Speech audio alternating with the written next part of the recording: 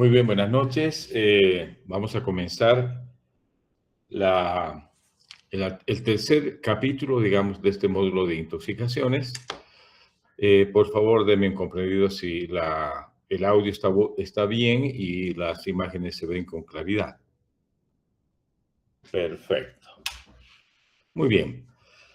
Hemos visto cómo uno puede exponerse a tóxicos y cómo uno puede intoxicarse, ¿no? Aparentemente las medidas preventivas en países desarrollados funcionan y atenúan muchísimo el problema, ¿ya? De tal manera que el manejo es mm, ocasional, digamos. Pero en nuestro país o en países como el nuestro, las medidas preventivas no llegan a funcionar, porque la gente no entiende mucho de lo que es ecología, medio ambiente, no entiende el concepto de la prevención y tampoco existen políticas muy drásticas de eh, uso de la tierra, uso adecuado de la tierra, el uso indiscriminado de pesticidas a veces prohibidos fuera de este país, acá son permitidos.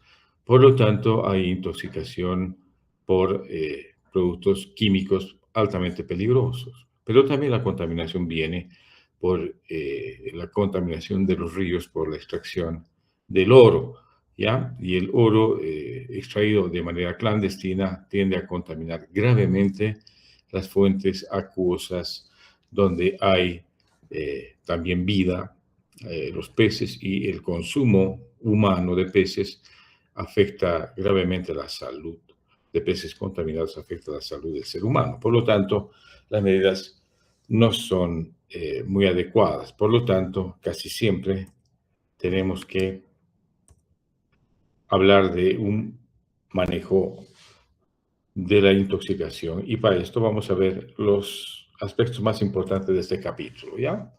Entonces, el manejo del paciente intoxicado, hay un mnemotécnico que es el ABCD, ¿ya? Esto funciona tanto para atención prehospitalaria, en soporte vital, ustedes saben, pero también en el manejo de la toxicología, digamos, ¿ya?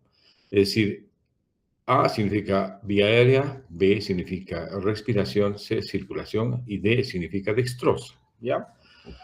El permeabilizar la vía aérea y garantizar una vía aérea permeable es el primer objetivo, ¿ya? Ahora, si no es posible mantener al paciente con medidas naturales, a veces se procede a la intubación, ¿ya? Esto es cuando hay un deterioro del estado de conciencia muy severo. El breathing es garantizar una buena ventilación, ¿no es cierto? Con una vía aérea permeable, si no es posible una ventilación espontánea, hay que hacer la ventilación mecánica. ¿Listo? Esa es otra alternativa. En el aspecto circulatorio hay que verificar si hay pulsos centrales, y si no, obviamente hay que utilizar todos los recursos para mantener una función cardiovascular que sostenga la vida, sobre todo, y garantice la perfusión de órganos vitales, ¿no ve? Y finalmente, D significa administrar dextrosa. ¿Por qué? Porque este es un compuesto que ayuda a revertir y atenuar el impacto que tienen los tóxicos a nivel endocrino, sobre todo a nivel de la secreción de insulina. ¿Listo? También en la parte, digamos, de administración parenteral de compuestos se contempla la administración de antígenos, ¿no es cierto? O antídotos llamados como la naloxona, que es un eh, antiopioide, ¿no? Que revierte la depresión respiratoria, y también el flumazenil, que a veces revierte las intoxicaciones severas por benzodiazepinas, ¿ya? Por lo tanto, seguimos en el manejo inicial, hay que hacer el ABCD y luego pasar a un examen físico prolijo, eh, regional, que nos informe acerca de los signos vitales, eh, los ojos, la boca, la piel, el abdomen y el sistema nervioso, ¿ya? Esto nos da la pauta, digamos, de ver qué signos y síntomas son los que caracterizan a determinados tipos de intoxicaciones, y es posible reconocer de manera clínica, ¿ya? hay que considerar en el manejo inicial del paciente intoxicado la toxicocinética y la toxicodinámica de los compuestos altamente peligrosos, ¿ya? La toxicocinética, que estudia, digamos, la absorción, la distribución, la excreción y el metabolismo de toxinas, ¿ya? Y la toxicodinámica es el estudio del mecanismo de acción por el cual estos son perjudiciales o letales en el ser humano, ¿ya? Entonces, en general, cuando uno evalúa la toxicodinamia, ahí se establece o se responde la pregunta de cómo muere un paciente intoxicado, ¿ya?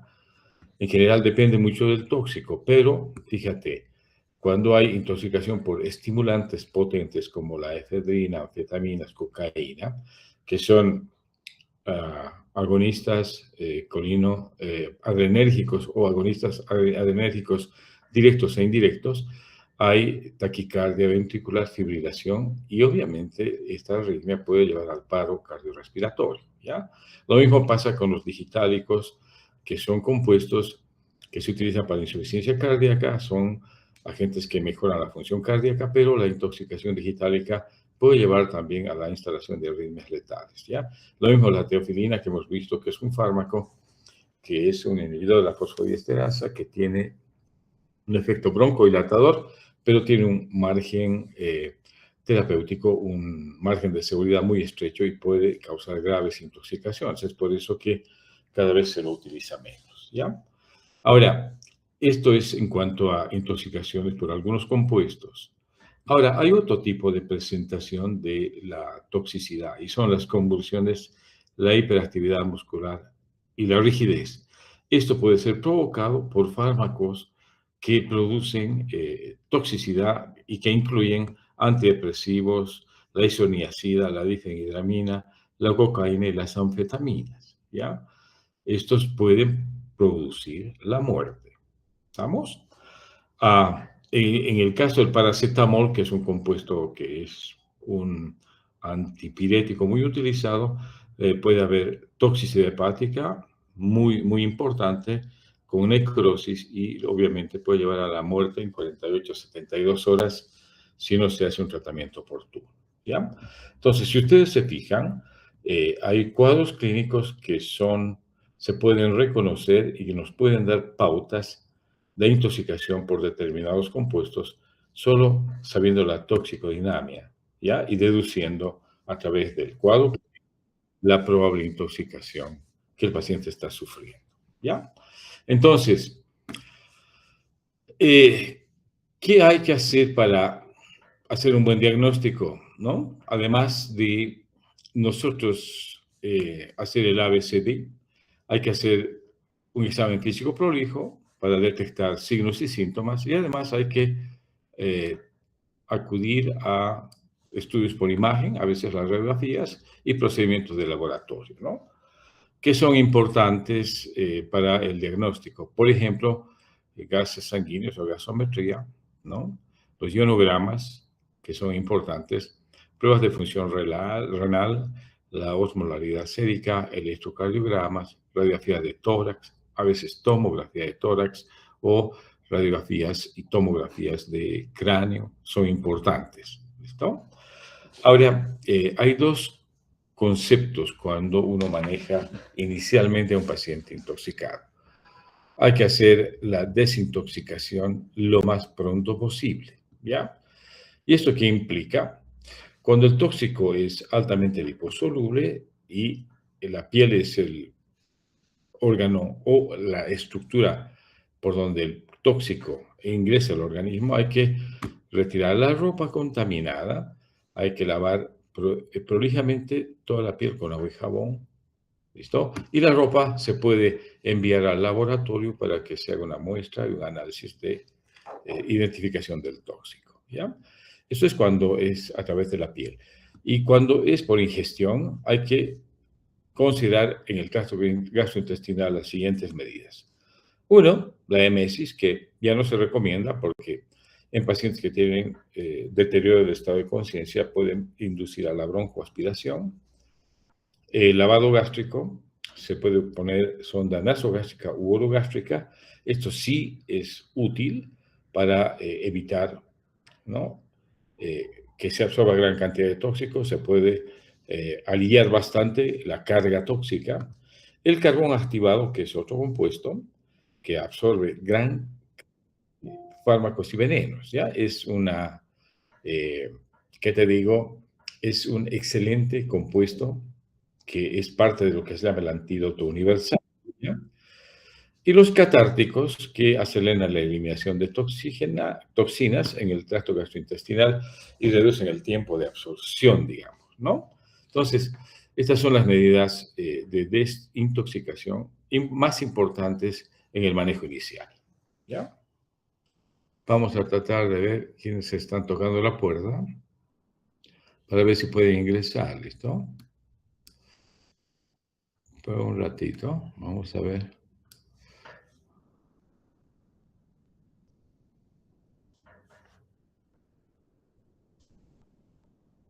Bueno, ya.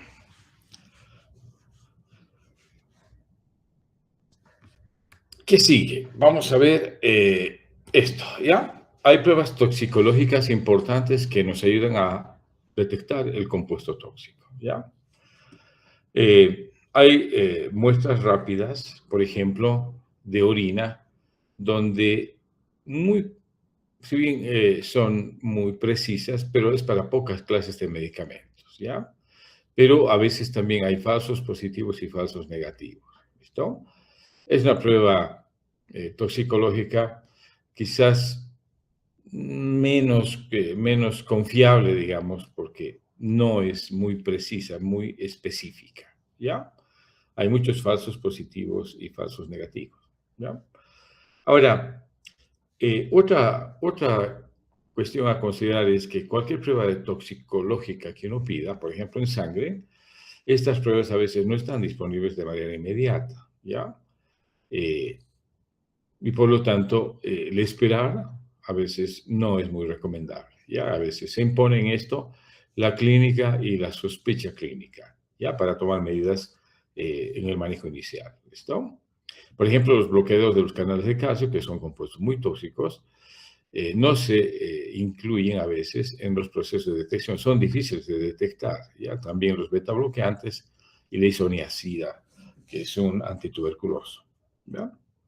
Ahora, en el caso de intoxicación por el acetaminofeno, eh, aún así, no esperar que salga la detección toxicológica en sangre, sino hay que aplicar rápidamente, lo más rápidamente posible, la acetilcisteína, que es el antídoto, y después esperar a ver el resultado de los niveles de acetaminofeno que están en sangre. ¿Listo? Ahora, lo mismo pasa con las concentraciones de ácido acetilsalicílico, el etilenglicol, el metanol, la teofilina y la carbamazepina pueden ser detectados en sangre, ¿ya? Pero a veces, como te digo, demoran y no definen la conducta, ¿no? En realidad, la conducta debe iniciarse ya desde el vamos cuando tenemos un paciente con antecedentes de exposición a tóxicos, ¿ya? Eh, ahora, una conducta importante es considerar la hemodiálisis antes de la detección precisa del compuesto que uno sospecha, ¿ya? La hemodiálisis, especialmente aquí en aquellos compuestos o productos químicos que tienen bajo volumen de distribución, es un recurso importante para el tratamiento, ¿ya? Una cosa es siempre, nunca hay que perder de vista que el examen clínico y las pruebas del laboratorio de rutina, a veces, suelen ser suficientes para generar un diagnóstico presuntivo y un tratamiento apropiado. ¿Listo? A veces, tratando más las consecuencias, eh, podemos estabilizar a un paciente mientras esperamos identificar la causa precisa, digamos. Pero el paciente debe recibir tratamiento. ¿Ya? Eso es como recomendación ante un paciente intoxicado. ¿Ya? Van a esperar un ratito, vamos a ver. Creo que hay algunos de sus compañeros queriendo entrar. Vamos a ver cuáles son, ¿ya?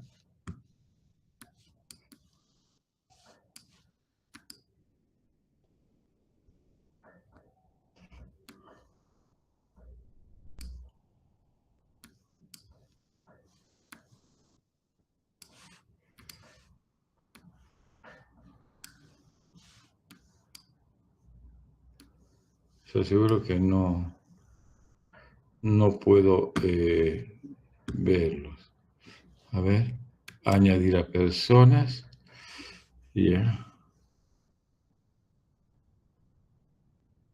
No, esto no es.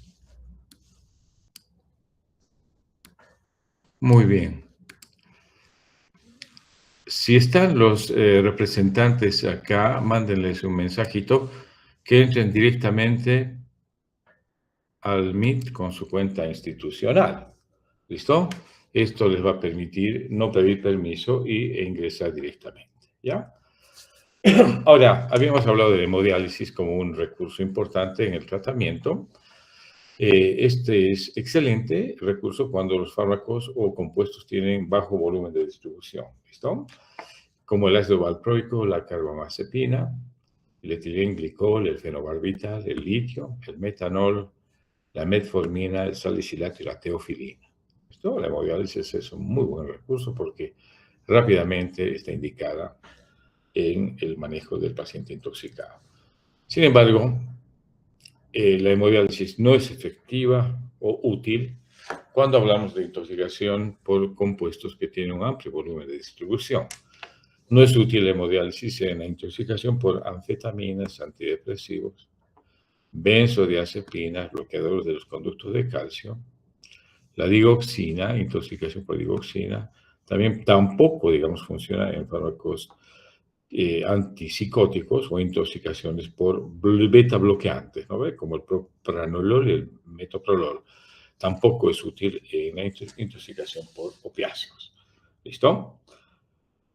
Muy bien. Otros métodos para mejorar la eliminación de toxinas, ¿ya? Una vez que hemos considerado la hemodiálisis como primer recurso, hay que considerar otros métodos como la diálisis peritoneal. Esto no es una técnica muy eficaz, pero hay que intentar si uno no cuenta con hemodiálisis. ¿Listo? No es muy eficaz porque no elimina gran cantidad del compuesto. La diuresis forzada y la manipulación del pH urinario. Esto hay que considerar. ¿Listo? La diuresis forzada, digamos, no tanto, pero sí la manipulación del pH urinario puede ser importante en algunos compuestos que son o muy ácidos y que se reabsorben en el tubo contorneado, o son muy básicos y también pueden reabsorberse en el riñón y volver a la circulación. Entonces, el alterar el pH urinario es muy útil. Por ejemplo, la alcalinización de la orina está indicada en sobredosis de salicilato. ¿Ya? ¿Estamos? En cambio, en las intoxicaciones por fenilciclina y anfetaminas está indicada la acidificación de la orina. ¿Ya? Esto puede mejorar la excreción de estos compuestos. ¿Estamos? Ahora, en algunos casos hay que tener cierto cuidado con la hemodiálisis, es decir, con esto de acidificar la orina, porque cuando hay mucha rhabdomiólisis puede ser, digamos, empeorar la complicación renal, o sea, no ayuda demasiado, ¿no? Avísenle a su compañero que está insistiendo que entre por su correo institucional, no es necesario que ingrese por otra vía, ¿listo? Muy bien, vamos a ver ahora síndromes tóxicos más comunes, ¿ya? Vamos a ver uno de los que frecuentemente se ven en el hospital, es intoxicación por acetaminofeno o por el paracetamol. ¿Por qué se ve esto? Descuido paterno y a veces, como es un fármaco muy recomendado como antipirético de primera elección para algunos pediatras, puede ser muy difícil cuando el niño, al manipular, ingiere accidentalmente este compuesto a una dosis excesiva, ¿ya? Por ejemplo, una dosis de más de 150 a 200 miligramos niños puede ser muy complicado, ¿ya? O una intoxicación severa también se da cuando el adulto ingiere más de 7 gramos, ¿ya? ¿Qué es lo que a un principio produce?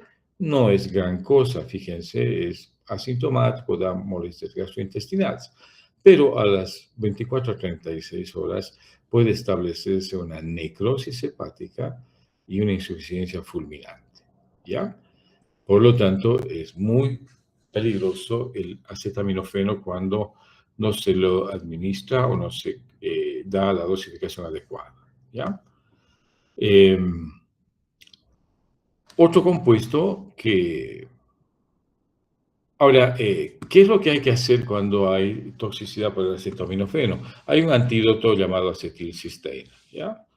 Este actúa como un sustituto del glutatión y se une al metabolito tóxico a medida que este se va produciendo y va neutralizando el daño hepático. ¿Listo? ¿Cuál es el mejor resultado que uno obtiene en el tratamiento? Es dar el acetaminofeno, perdón, la acetilcisteína dentro de las 8 a 10 primeras horas posteriores a la sobredosis. ¿Ya? Ese es el recurso temporal más importante cuando consideramos el uso de la acetilcisteína como antídoto. ¿Ya? Vamos a ir a otro síndrome tóxico que es por ácido acetilsalicílico por aspirina, ¿ya?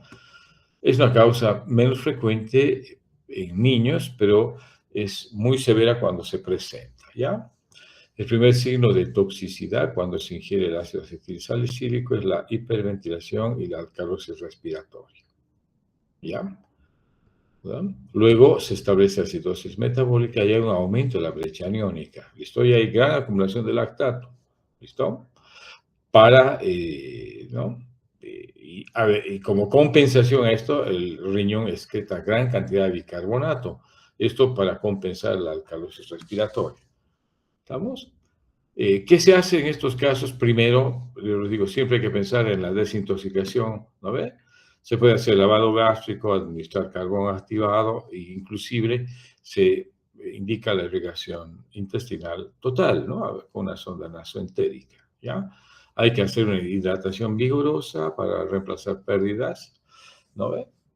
Y administrar bicarbonato de sodio. Esa es la primera medida efectiva, digamos, ¿ya? Esta alcaliniza la orina, perdón, y promueve la eliminación del salicilato, ¿ya? Ahora, en algunos casos de intoxicación muy grave, además del bicarbonato de sodio, hay que realizar una hemodiálisis de emergencia, ¿ya? Este es un recurso que elimina el salicilato con rapidez y otra cosa importante de pensar es restaurar el equilibrio ácido básico, ¿no? Manejar el medio interno de manera prolija con fluidos, ¿no? Una hidratación con una guía del ionograma y también de la gasometría. ¿Estamos? Ese es el manejo más recomendable, digamos, en la intoxicación por salicilato o ácido acetilsalicílico. Muy bien, seguimos. Puede haber intoxicación por anfetaminas y es un síndrome muy, muy complicado, ¿ya? Las anfetaminas vienen en diferentes formas, ¿ya? Viene la metanfetamina, como drogas recreativas, tiene estos nombres, el crack y el cristal. Hay otra anfetamina que es muy popular, sobre todo en Europa, que es la metildioximetanfetamina, que es el éxtasis, ¿ya? Y también la anfetamina viene combinada con la cocaína y a veces ¿no? Viene con nombre de crack, ¿listo? Esto es en el aspecto de drogadicción, pero también en la farmacia existen, pues, todos los que son agonistas indirectos de adrenérgicos, vienen como pseudoefedrina y efedrina, que quizás son, ustedes saben, eh, agonistas indirectos o agonistas mixtos que tienen graves consecuencias cuando hay intoxicación, ¿ya? Ahora, a menudo esto es más peligroso todavía porque la cafeína está incluida a veces en estos productos farmacéuticos, ¿ya? Entonces, porque a veces se le llama potenciador metabólico o quemador de grasa, ¿no ve? Cuando te dan estas tabletas para bajar de peso, ¿listo? También con finalidad de doping. Ustedes saben que en el deporte existe el doping, ¿ya? Eh, Son productos químicos que obviamente causan graves daños, ¿ya? Y vamos a ver cuáles son, ¿ya?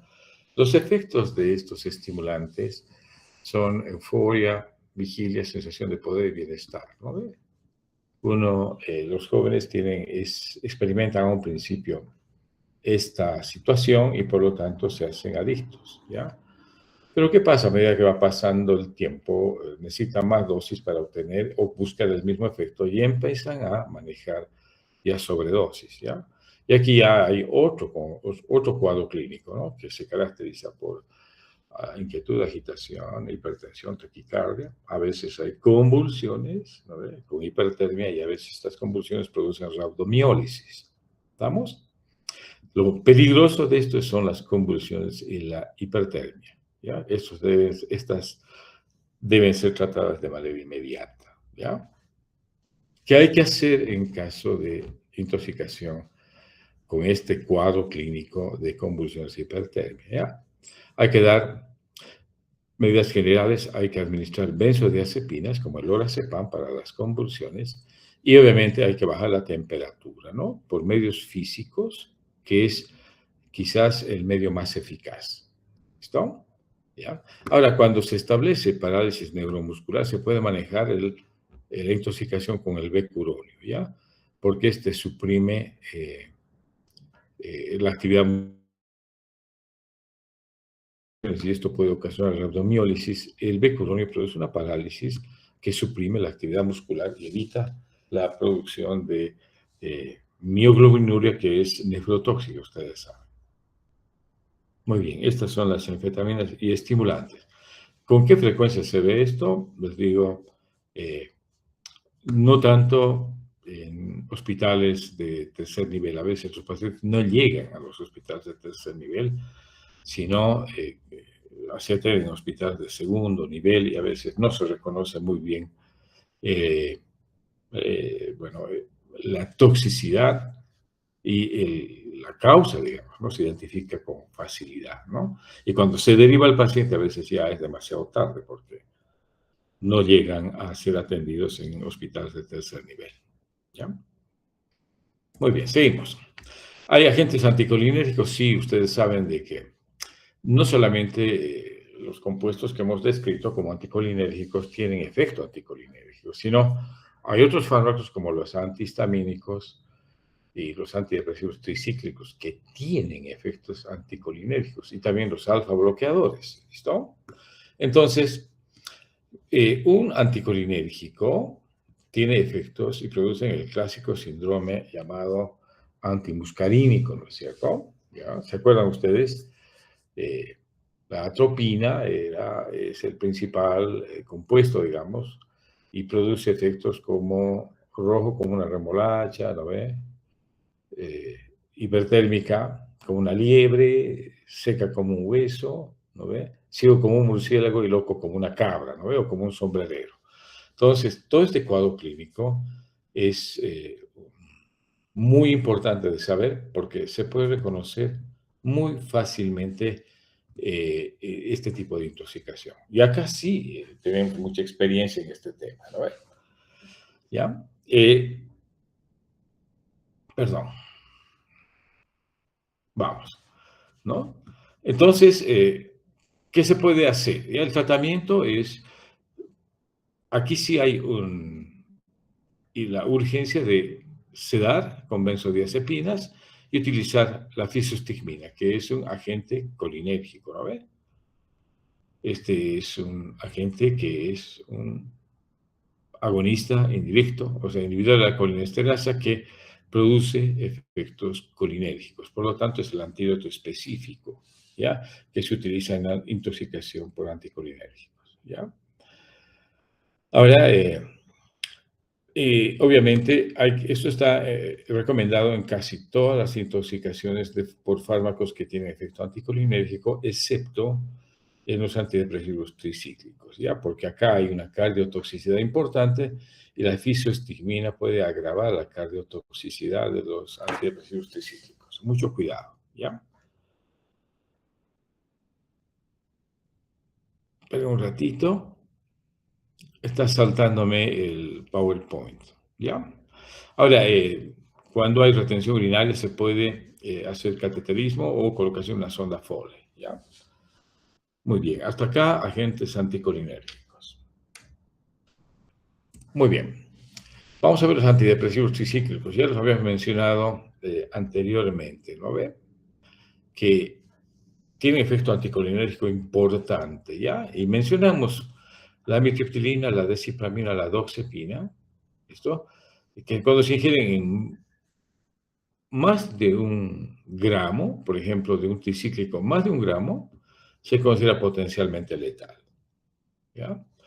La toxicidad, como tienen gran efecto antagonista o anticolinérgico, hay taquicardia, pupilas dilatadas, sequedad de boca, ¿listo? Algunos tienen también bloqueo alfa incluido, que causa una vasodilatación, hipotensión, ¿ya? O sea, hay una toxicidad cardíaca también porque producen el intervalo QRS, ensanchan el QRS y hay una contractibilidad cardíaca deprimida, ¿listo?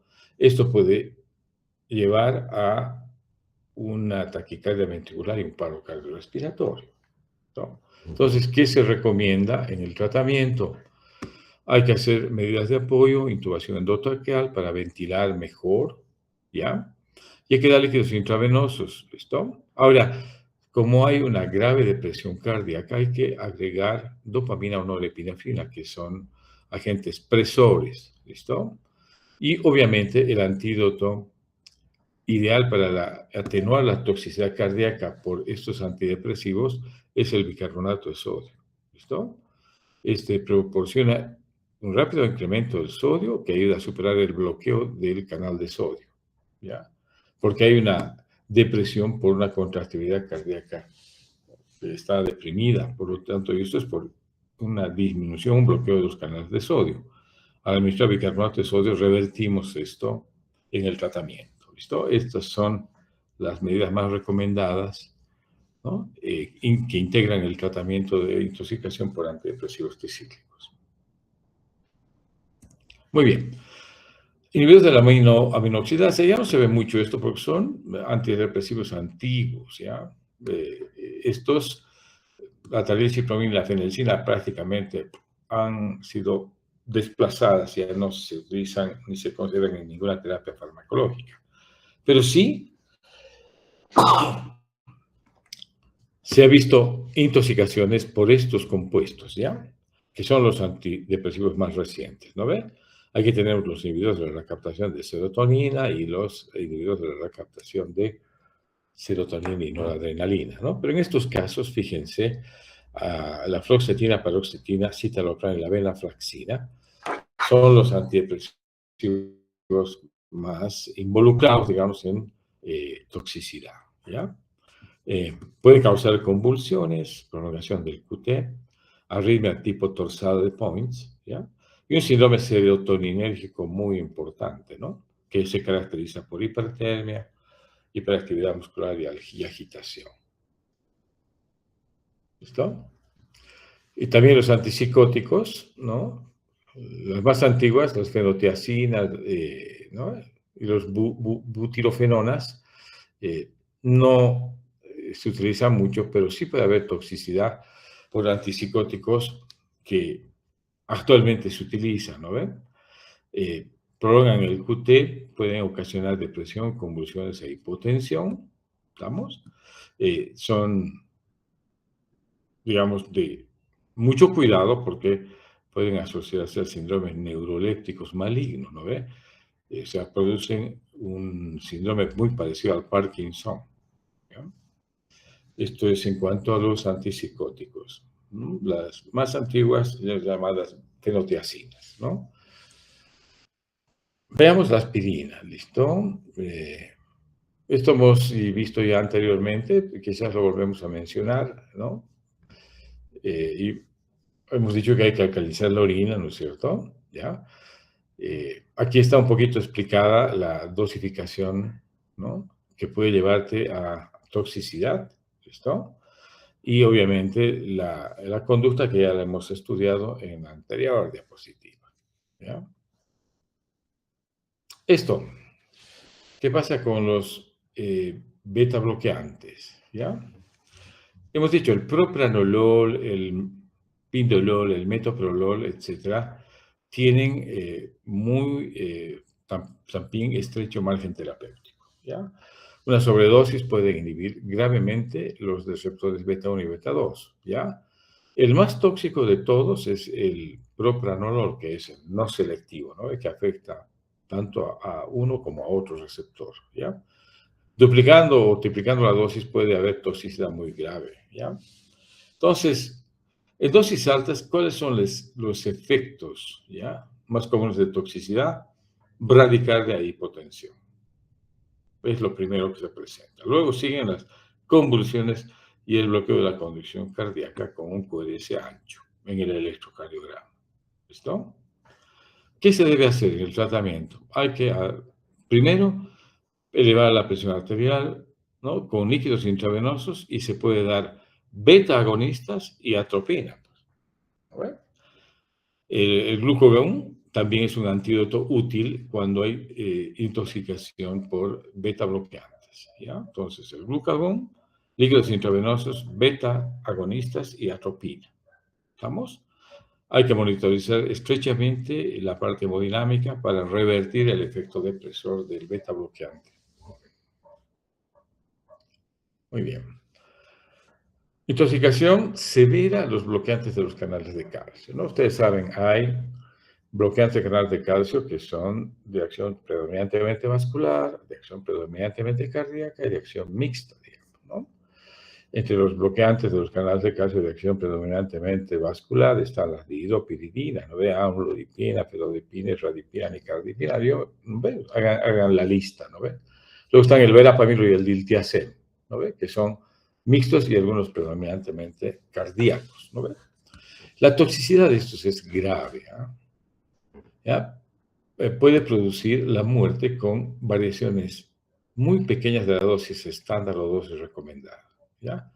¿Qué es lo que hace? Disminuye la automaticidad del nódulo sinusal, hay una conducción lenta en el nodo auriculoventricular, por lo tanto reducen gravemente el gasto cardíaco y la presión arterial, ¿ya? Sobre todo la nifedipina y derivados, ¿ya? Fíjate que hay que hacer, primero, irrigación intestinal completa para evitar, digamos, la absorción de todo lo que se ingirió. Luego, administrar calcio intravenoso, ¿ya? Dosis recomendada es de 2 a 10 gramos. Es el antídoto útil para revertir la depresión severa que tiene el miocardio. Y otros, para controlar la hipotensión, puede incluir, perdón, aquí es la hipoglicemia, ya no es hipotensión. Para controlar, porque hay tendencia a la hiperglicemia, ¿listo? Puede darse insulina en dosis elevadas, ¿listo? Para bajar la hiperglicemia y lugar mantener a la glucosa en niveles normales, ¿ya? Para mantener la euglicemia. Entonces, en resumen, cuando hay intoxicación por antagonistas cálcicos, inmediatamente administrar calcio intravenoso, ¿listo? Luego, hay que administrar insulina para controlar la hiperglicemia, ¿estamos? Y también, digamos, hay que monitorizar muy bien la función hemodinámica, porque estos fármacos bloqueantes de los canales de calcio son antiarrítmicos muy importantes y son también fármacos que se utilizan en la insuficiencia cardíaca, ustedes saben, ¿no? Muy bien. El antídoto más importante es el calcio intravenoso. Seguimos. El monóxido de carbono y gases tóxicos, esto ya hemos visto a un principio, no hay gran misterio, digamos. Lo que hay que hacer es oxígeno hiperbárico, primero retirar al paciente del medio donde existe abundante gas, luego administrar oxígeno a alta presión y vigilar los signos vitales, ¿no ven? Eso es. Este es importante, ya hablar de inhibidores de la colinesterasa, que son, la mayor parte, son causa de envenenamiento grave en el Valle Alto, Valle Bajo de Cochabamba, ¿ya? Esto produce estimulación excesiva de los receptores muscarínicos y puede haber todo el cuadro clínico que vemos nosotros, ¿no? El dumbbells, ¿no ve? Hay diaforesis profusa, hay miosis profunda, hay broncoconstricción y hipersecreción bronquial, ¿sí? Hay temblores y calambres musculares por el tema nicotínico, hay aumento del peristaltismo intestinal, hay diuresis espontánea, relajación de esfínteres, hay convulsiones y coma. ¿Estamos? Entonces, ¿qué se hace? Se reconoce fácilmente la intoxicación, pero lo que es difícil es establecer un tratamiento a veces oportuno, ¿no ve? Porque en el hospital de provincia no atienden este tipo de cosas. Lo suben a la ambulancia y lo quieren enviar a un hospital de tercer nivel. Y en ese trayecto es donde se va deteriorando y a veces se hace irreversible la intoxicación, ¿ya? ¿Qué se debería hacer? Primero, la prevención, ¿no es cierto? Hay que apoyar en la educación de todos los que se dedican a la agricultura, ¿ya?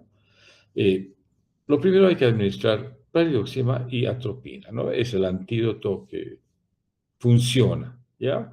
La pralidoxima es un regenerador de la colinesterasa, ustedes saben, y la atropina es, obviamente, el antídoto para esta toxicidad por exceso colinérgico, ¿ya?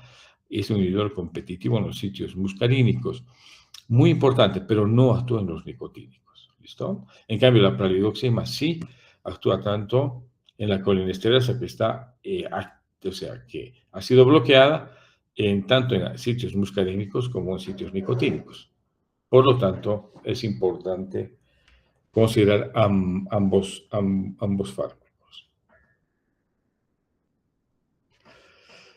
El cianuro, bueno, antes era, como te digo, un compuesto eh, que estaba presente en quema de plásticos, lana, productos sintéticos, es decir, actividad industrial fuera, digamos, de norma, ¿no? Pero lo que vamos a ver ahora es que el cianuro también está presente en ingestión de varias plantas comestibles, ¿no? La mandioca, las semillas de manzana tienen cianuro, el durazno y los albaricoques, ¿listo? Este cianuro se une a la citocromoxidasa e inhibe la utilización de oxígeno en la célula. Obviamente conduce a una hipoxemia celular y a acidosis láctica. ¿Listo? Eh, Toxicidad, ¿no? ¿Cuál es el cuadro clínico de intoxicación por cianuro? Hay dificultad para respirar, taquicardia, convulsiones, coma, hipotensión. Esto es una acidosis metabólica severa, es todo el cuadro que se expresa, ¿no ven? Como propia, digamos, de una síndrome de intoxicación por cianuro. El tratamiento es carbón activado para evitar la absorción si es por ingesta accidental. Y finalmente, hay que administrar oxigenoterapia y manejo del medio interno, ¿no?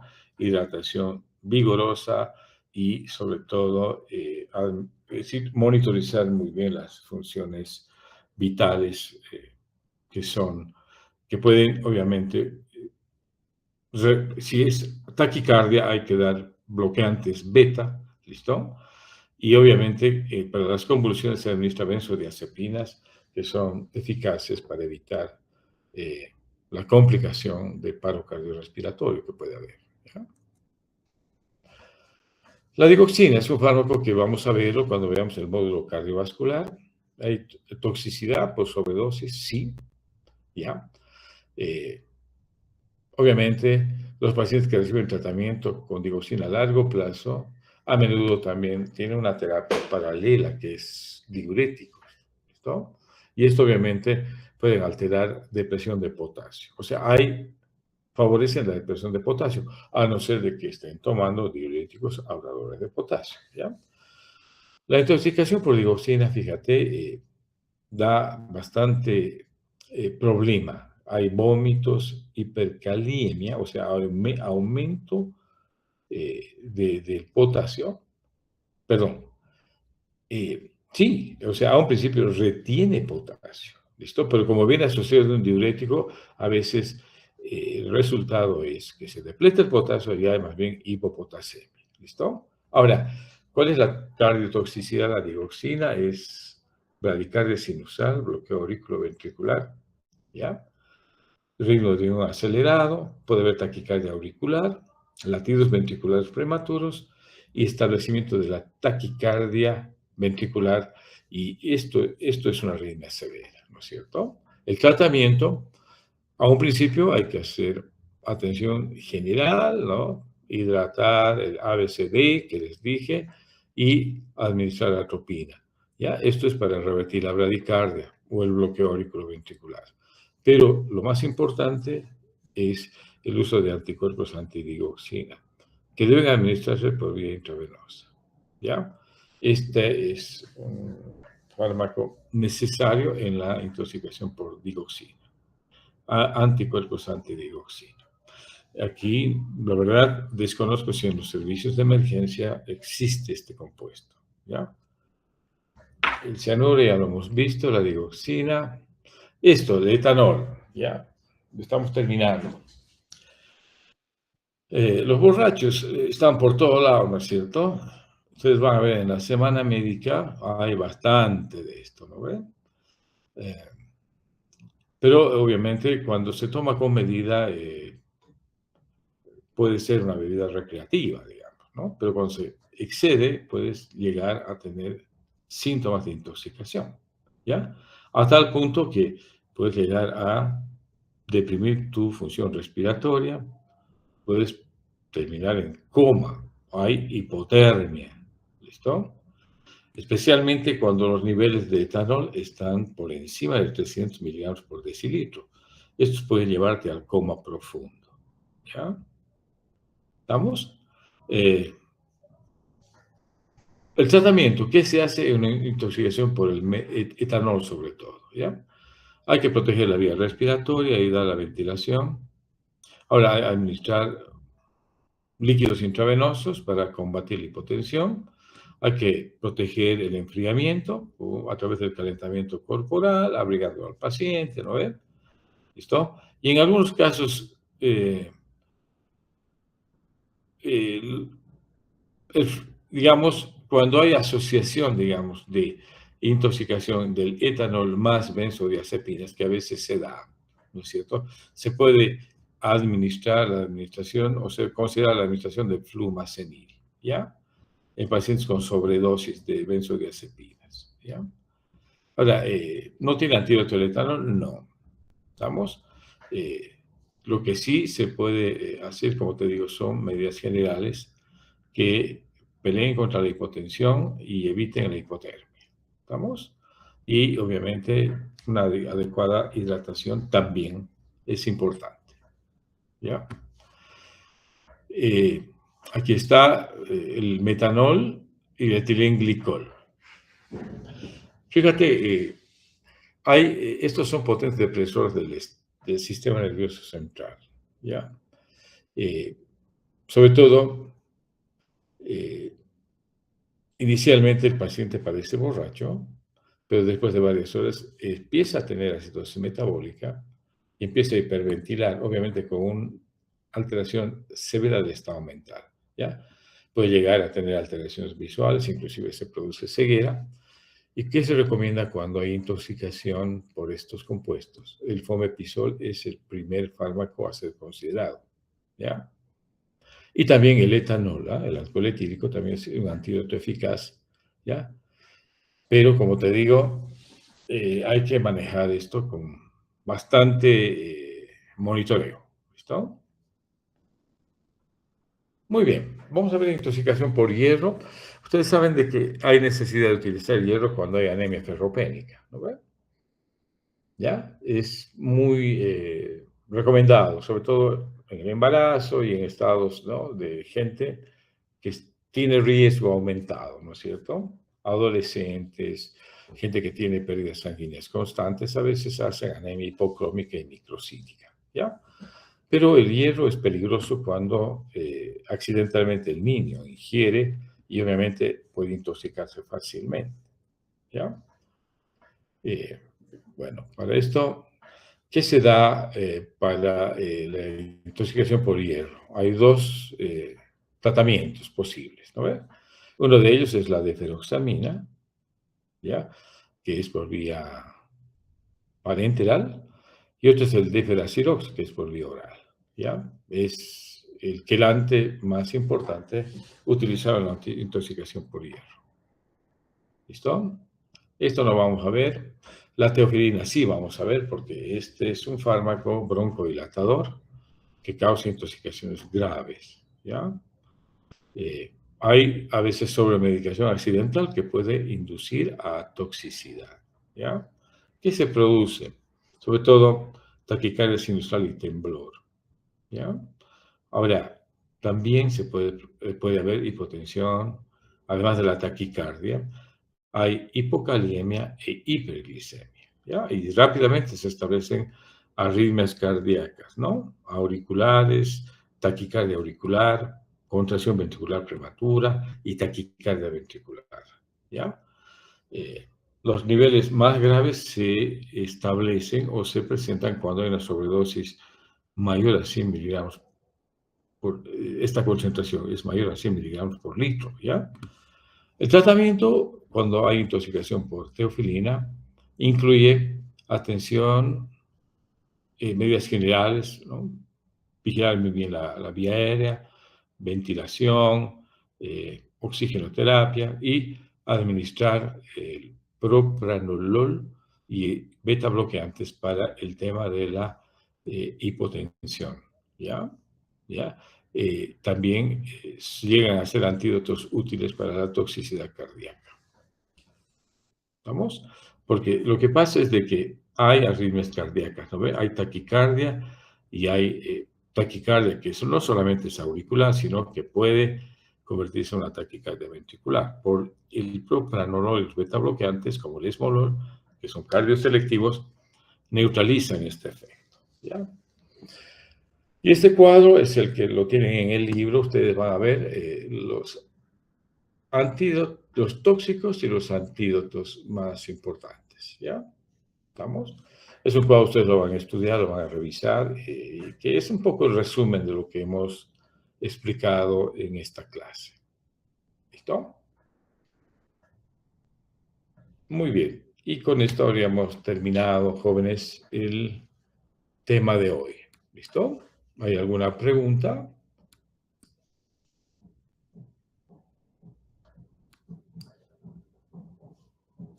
¿O algún comentario? No sé si están todavía ahí, avísenme, ¿ah? No los veo, ¿ah? Bueno, Aide, gracias Diego, gracias Guara, Diego, Franz.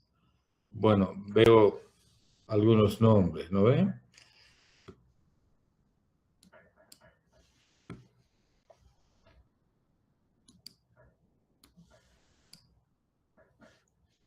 Muy bien. Con esto habríamos terminado el bloque 3, perdón, el bloque 2, ¿no? Que es farmacología transversal y luego ya ingresamos a partir, después del receso, en la parte clínica. ¿Listo? Eh, Muy bien. ¿Algo más como anuncio?